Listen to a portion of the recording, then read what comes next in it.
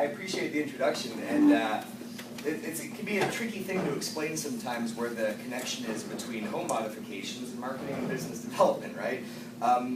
This presentation is kind of one of them, though, in that the smart home automation, I don't have any special love for technology. I really don't. Like that people always think that specializing in like mobile apps or websites means like you love computers. I don't. I just like things that work and make life easier, right? And that's one of the nice things about, you know, smartphones and a lot of the shifts we've seen is that idea of something being intuitive or simple, that when your 2-year-old picks up an iPad, they just know what to do. You don't really have to explain it. It's like, well, I see where I'm supposed to swipe, and I'm looking for the thing that looks like what I want it to do. And you know, within the world of marketing, again, that through line is to say that I'm big on the process and where time is being lost and extra steps being taken that don't need to be taken. And so, you know, HandyPro came into play because, as much as anything, it seemed like a worthy business to help grow, right? They specialize in helping seniors, veterans, and people with disabilities stay safe in their homes. On a national level, they've built up a broad history in terms of handyman services, targeting those audiences, and then added to that everything from ramps and lifts and grab bars to, when I joined them, I helped introduce some of this new technology that's been embraced throughout the company on a national level. So transitioning into some of what we're looking at here, the term holistic is thrown around a lot, you know, and I think people have different impressions or associations with what it means, but the simple enough definition is that it's just looking at something as a whole, not studying the parts and saying, how do I just take care of this, but how do we look at the entire piece, and that's why all of us are here in a way, is the recognition that, well, we need each other to do these things, and that the work we put in place, it needs to help connect the dots between services. So we're at a point now again where the monitoring solutions that come into play, both in terms of saying, okay, who's involved in the care of an individual, who needs to know when events are happening, while also looking at the privacy of that individual, their desires and their needs.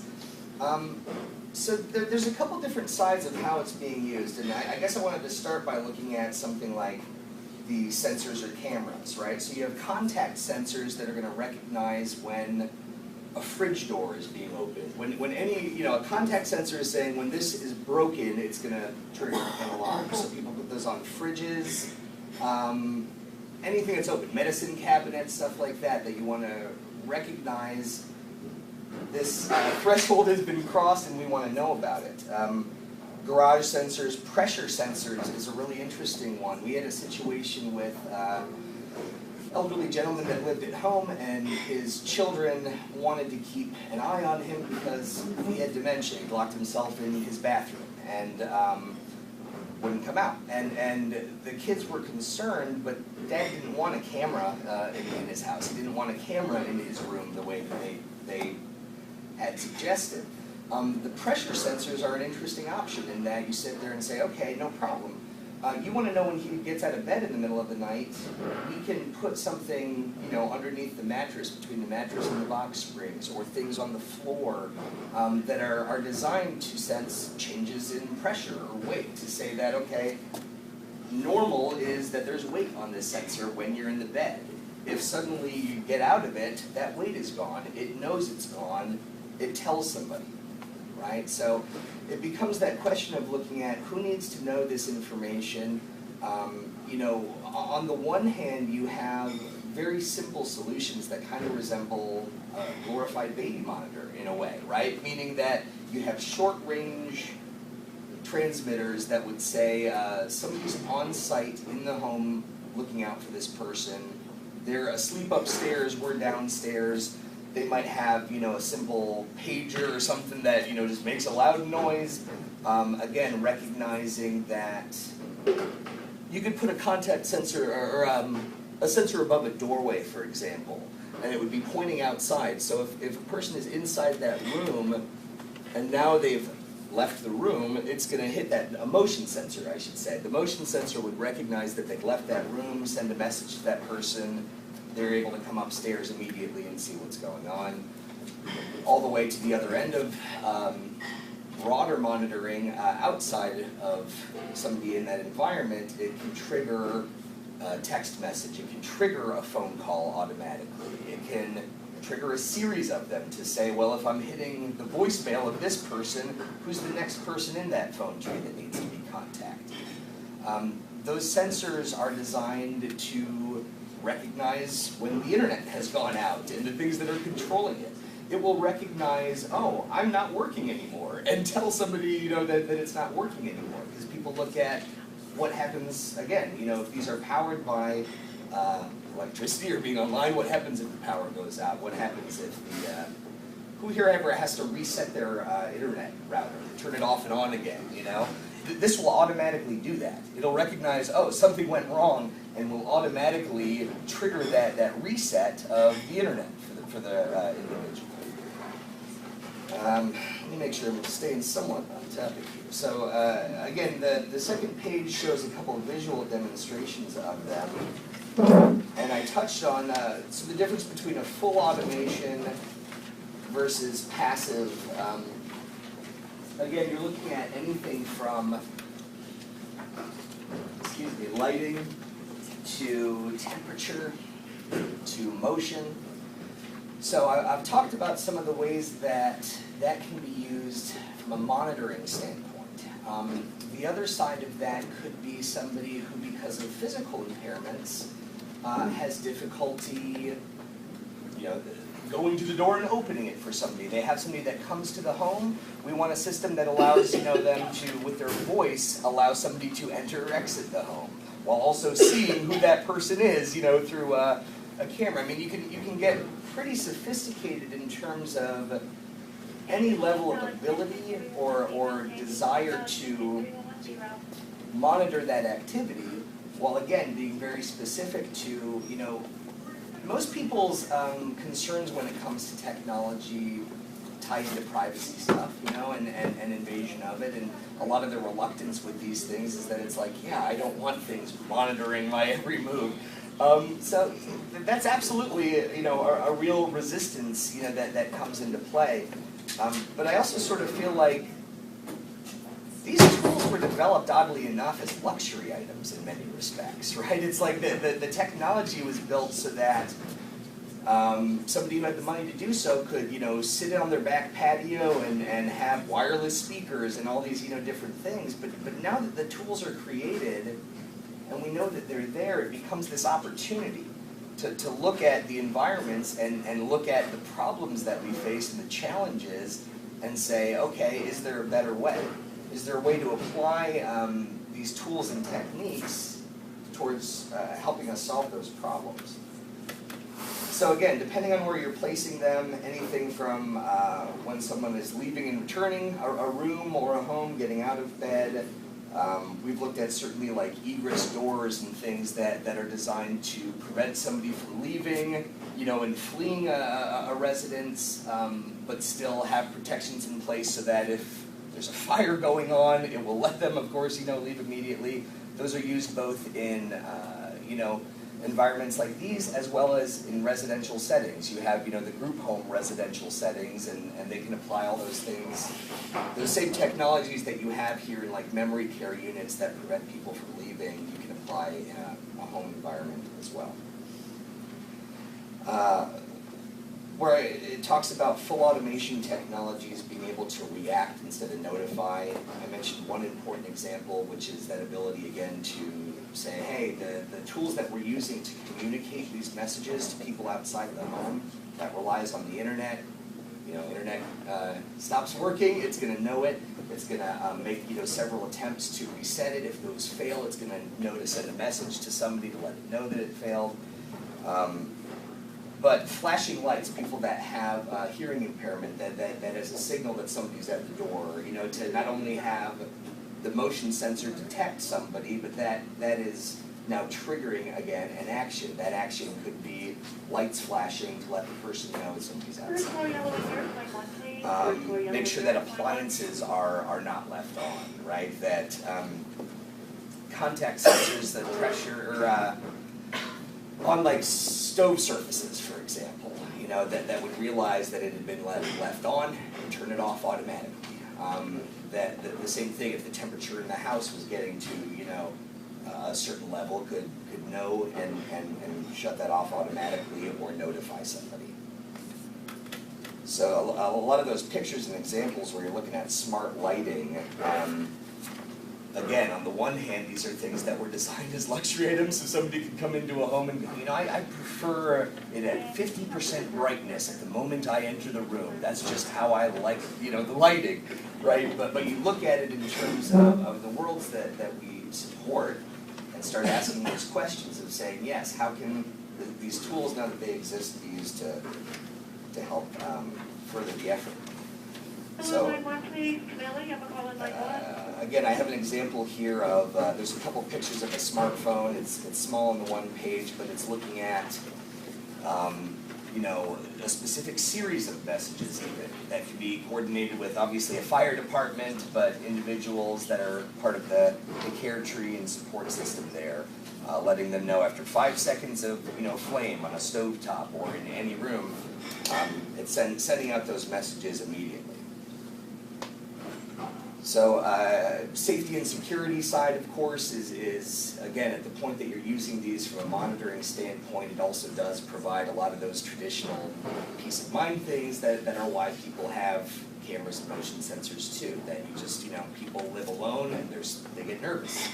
And that provides some additional safety and peace of mind from that side. And I guess if I'm transitioning somewhat to that emotional value, because that's an example of it, that the additional security makes people feel safer.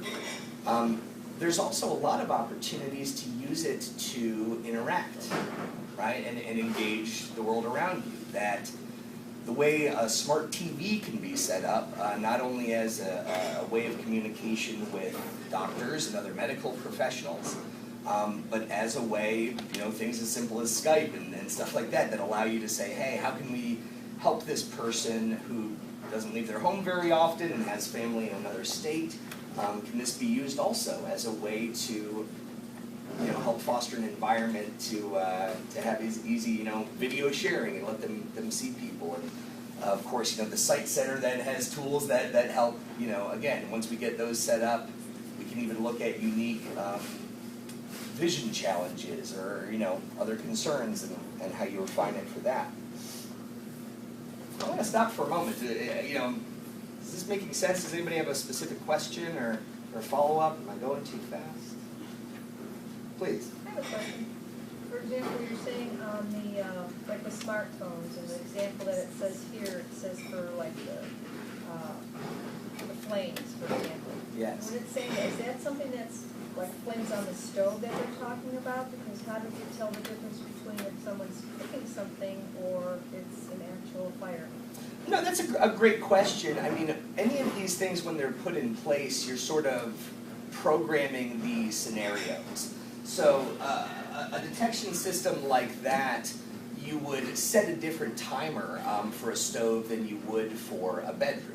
Right, that it's like 10 seconds of continuous flame in a bedroom. You want to know about it. To your point, you know, in that stove environment, you would set the timer differently. That is it a half hour? You know what I mean? It's something that maybe is more practical. In terms of the duration of time that surface or environment is meant to be hot. Again, a lot of this stuff is used as much with, you know, latchkey kids that burn the house down, right? Because they come home and they start preparing something and then they go in another room and they just leave it on the whole time. I mean, these solutions are designed to be very specific to, I guess, common scenarios like that. So the stove sensors and their programming would be different than room sensors and theirs, but that demonstration, as much as anything, is sort of showing whoever is on the receiving end that needs to get that message is going to get it quickly. Did that answer the question? did you have a question as well? Yes, anything in regards to monitoring medications where if someone has either forgotten to take or took that already and shouldn't take it again? What comes to mind is the best approach to that. Could you would go repeat the back- question? She had asked if some of this technology could be used specific to medication monitoring and whether it would serve as a reminder that it hadn't been taken or too much or the wrong time. I mean, anything around there.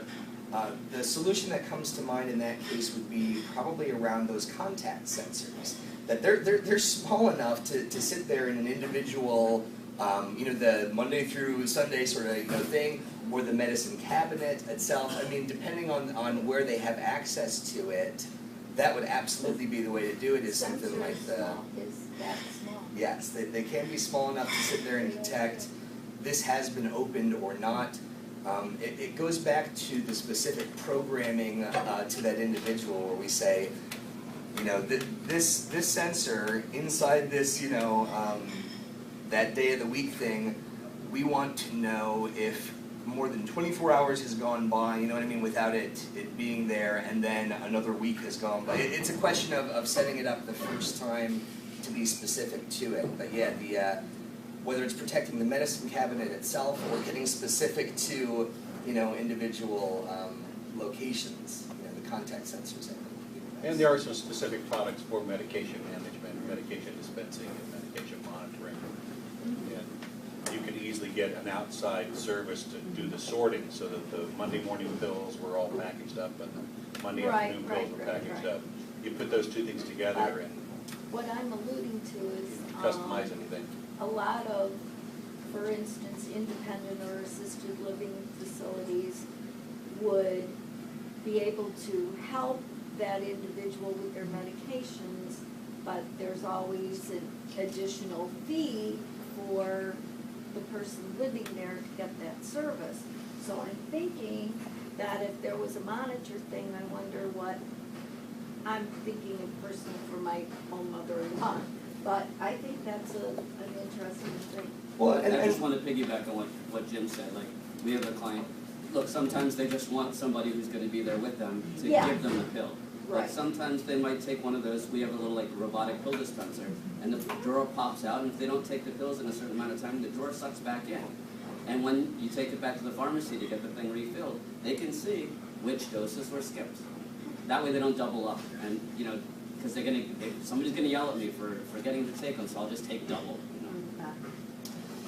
So, one of the things that's interesting is that there's a unit that's called the house brain, right? And this one unit controls all of them. They're very easy to move from one environment to another. So an individual house brain, if you will, the number of sensors or things that are connected to it, can be pretty much infinite. That the one individual unit then can control, and you can keep adding to it. So it's like if somebody gets the house brain and they need it for the bed sensors, and then later on they want to add another motion sensor, it doesn't require getting other stuff. It's really just the sensor tying it into the same central unit.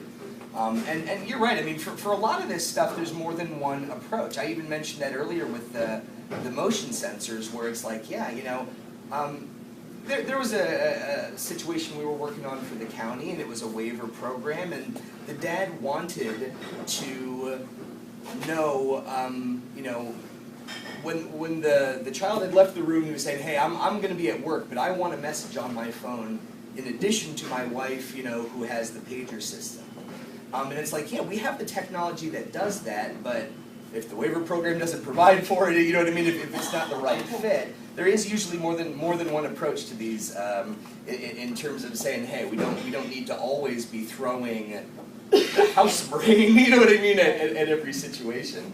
But I also look at that in many respects, when it comes to monitoring systems, I feel like culturally or what have you, a lot of people still go back to the life alert, I've fallen and I can't get up. And the very premise of what we're doing, HandyPro, this automation is saying, how can we get in front of that a little more? How can we prevent the fall? How can we, that's not even meant to disparage the quality of that solution so much as say it's a little bit different of an opportunity, I think, to look beyond monitoring as a reaction to an incident and also look at it as a way to be, to your point, preventative and take some of those approaches.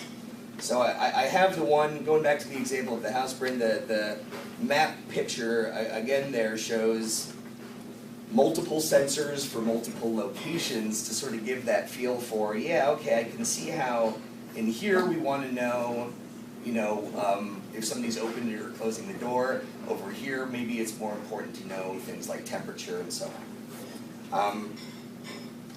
The closing again, where you see some of the things about where we're going and the trends and whatnot. I mean, to me, it goes back to that comment of saying the goal is to be holistic, to sit there and say, no, when I'm going into that environment, it's not even so much a question of that particular problem. You end up seeing how this connects to this, and so I think it's important to just look at ways that this can make life easier. Again, it's not about love of technology, it's about looking at the processes in how you take care of people and interact with them and saying, can we improve upon that maybe?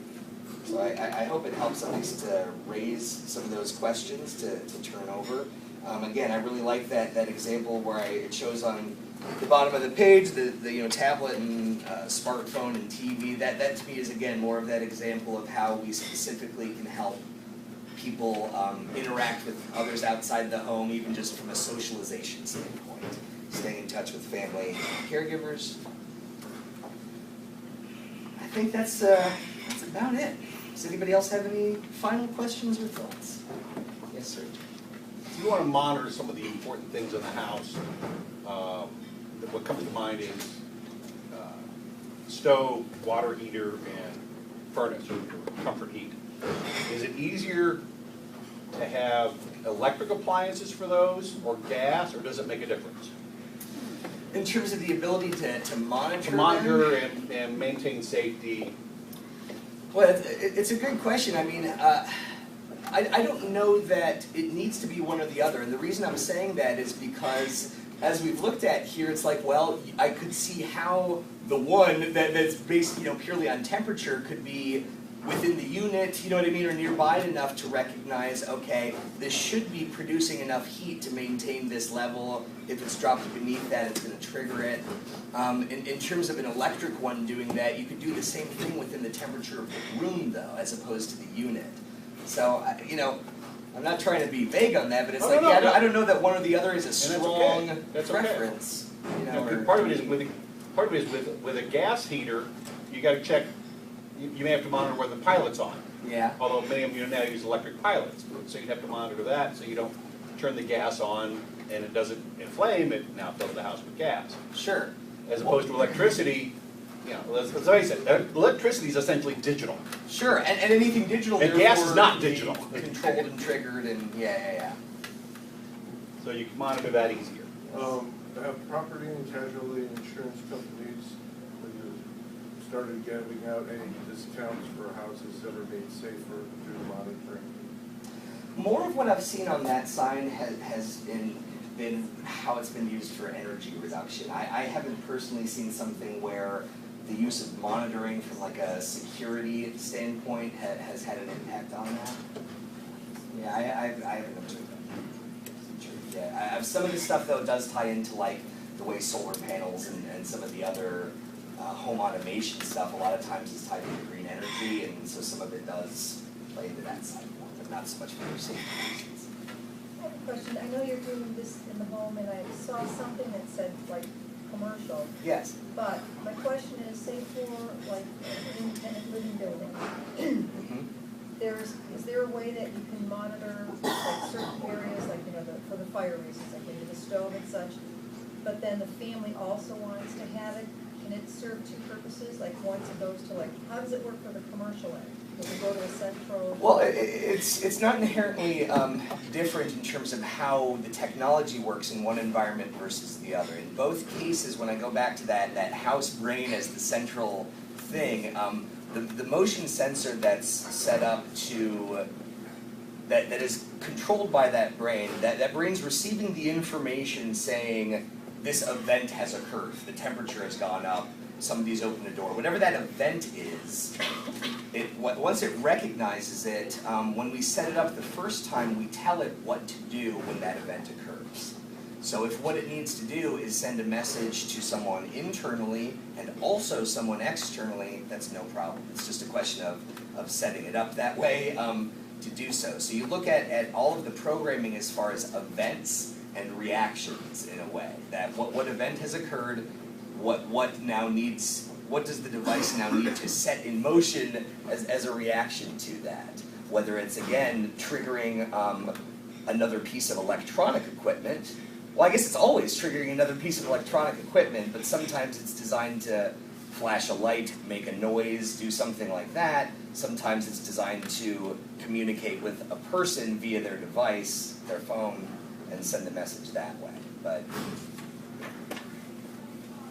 yes. What's your geographic service area? We're all of Cuyahoga, Lorain, Medina, Summit, Stark, Wayne, but HandyPro as a national company is able to do this anywhere. So again, even somebody who had it installed here, and we learned that they're moving out of state, it can be a seamless transition as far as it's the same technology moves with them, and there's an installer on the other side. But the initial install, they can do it out of state? Yes, Oh. yes. This technology is available anywhere. I just happened to bring it into the company. How often, this is kind of a leading question, but how often do you see costs become the ultimate decider for what actually gets implemented, as opposed to the family or the person who says, you know, investing now in this really prevents a lot of potential costs later? Glenn, no, you're my hero. That's a great question. I appreciate you bringing it up. I mean, there's a very honest reaction to that, and you nailed it. Where how often? Your question is, how often do people see that value in investing once to go long term? Is that sort of what I'm hearing? And that is very much the nature of the conversation, right? That the example I gave of those motion sensors in the bed versus the camera, their counterpoint was to say, well, can't I just go to Best Buy and buy a surveillance camera that, sends a Wi-Fi? And it's sort of like, yes, you can do that. You can monitor your dad despite him not wanting to. You can spend $100 and do it that way. You know what I mean? The one tricky part with some of this is that, that house brain unit is like $2,000–3,000 to install. The nice thing, as I said, is that it's the only thing you'll ever need to control, everything. But that's why, again, I mentioned earlier that absolutely, in certain scenarios, you end up sitting there and saying, no. Really, the, Radio Shack motion sensor that can go above the door here, recognize that somebody's crossed and make the pager go off in the bedroom next door. It's like, if that's the level of help that you need and you don't feel like, it's going to be scalable, that's, you know what I mean? Sometimes it's not the right fit. But I think, again, the investment in terms of how it, I like to use the term, you're future-proofing your house in terms of just the ability to say that single thing can be built upon. Did that touch on where you were? And then my just quick follow-up Sure. is, have you created case studies? Because it's hard to do research and gather lots of data to say, on average, it prevents 50% of cost later. Those are hard. Yeah. That's really hard to do. It's easier to do the case study that says, hey, here's Mrs. Jones. You can't say, well, she would have fallen in this situation, but you could say, this is how it improved her life, his life. No, that's that's industry fair and wise, and I wish we were further along in terms of having that data gathered. The one thing that's beautiful about HandyPro having a national, service area, if you will, is that the opportunity to collect that information much faster than we could on our own is there. But I don't feel like we've gathered quite enough of it to have, you know what I mean, as definitive stats as I would like. That's true. Yes, sir. Has any of this technology been implemented for service dogs? I know dogs can hear and smell pretty well, but, you know, there are some things that they haven't been trained to do yet. I'm not aware of that as a use case, but that's an interesting one. I agree. Yeah, I haven't heard that. Lots of questions. Thanks for your time.